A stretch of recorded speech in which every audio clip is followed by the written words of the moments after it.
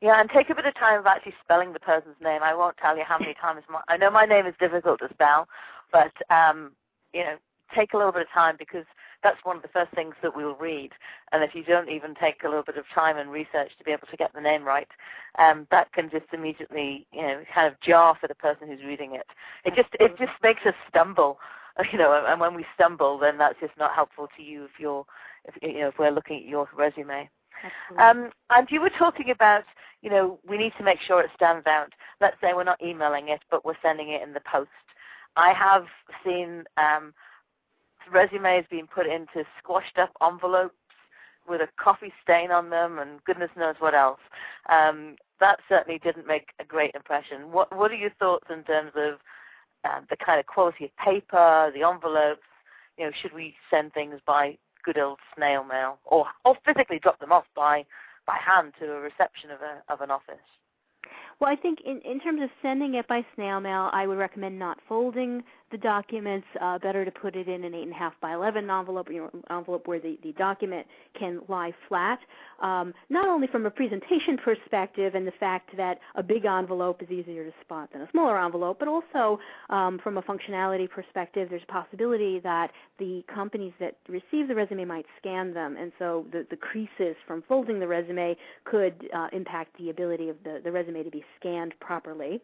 In terms of paper, a nice quality resume paper, I like Southworth. I typically recommend that people use muted colors, a white, a beige, a linen, a gray. I don't recommend neon green or pink for anybody. And yeah, obviously you want the presentation to be neat. In terms of delivery, I don't necessarily recommend walk-ins. I think it really depends on the level of the person and where they live and things like that. I still recommend that even if you are sending something by snail mail, that there's some electronic component, because nowadays everything is kept in a database, and not every company will have scannable software, and it's just very easy to overlook a resume that's simply sent in the mail. It just might never get into the database or the right hands of the right person. There's been such terrific tips. I do think that if we're in a situation where perhaps we know somebody who's looking at a career move, either inside or outside of their organization, or perhaps this is a friend of yours, or maybe it's yourself, that this is definitely an audio recording that I think is going to be really valuable to people.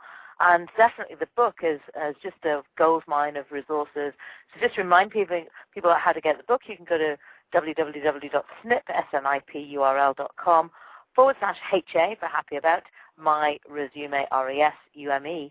But why don't you remind us again, Barbara, how people can get in contact with you, because you've got a couple of blogs and lots of other resources that I think people will find of great interest.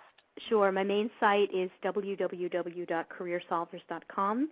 I have another site, which is happyaboutmyresume.com, and the last one is Barbara Safani, SAFANI.com. And remember, you can find Barbara at LinkedIn, at Facebook, at Twitter, just about everywhere. So she's only a couple of mouse clicks away if you've got questions and you need some support in terms of resume. And I know she has a terrific network of people that she works with who can also be there to support you. There's no question that we need to be looking at 2009 with a resume that doesn't actually represent you, as we were talking about in terms of your personal brand, doesn't actually make it shine and make you stand out from the crowd. Thank you so much for being with us again here, Barbara. Really enjoyed our conversation. Very valuable information, really timely, and under other circumstances, I'd say really fantastic about your book. I guess this is a book that you probably wish that we didn't have so much need for in the economy, but I think the resources that you're going to be bringing to people are just terrific. And just remember, that's Barbara Safani we've been talking to about Are You Happy About Your Resume? And you can find her book, Happy About My Resume, as we said, over at the Happy About website. Thanks again, Barbara. Thank you.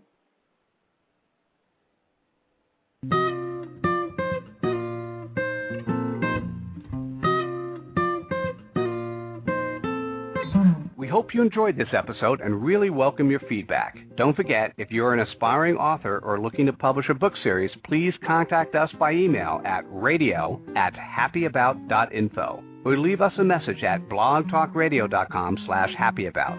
You can explore our books and company online at happyabout.info, and you can review the show at iTunes or at Blog Talk Radio. We'd also like to say thanks to Eric Sky, who composed and performed the music for the show. You can find Eric's CDs online at ericsky.com as well as cdbaby.com.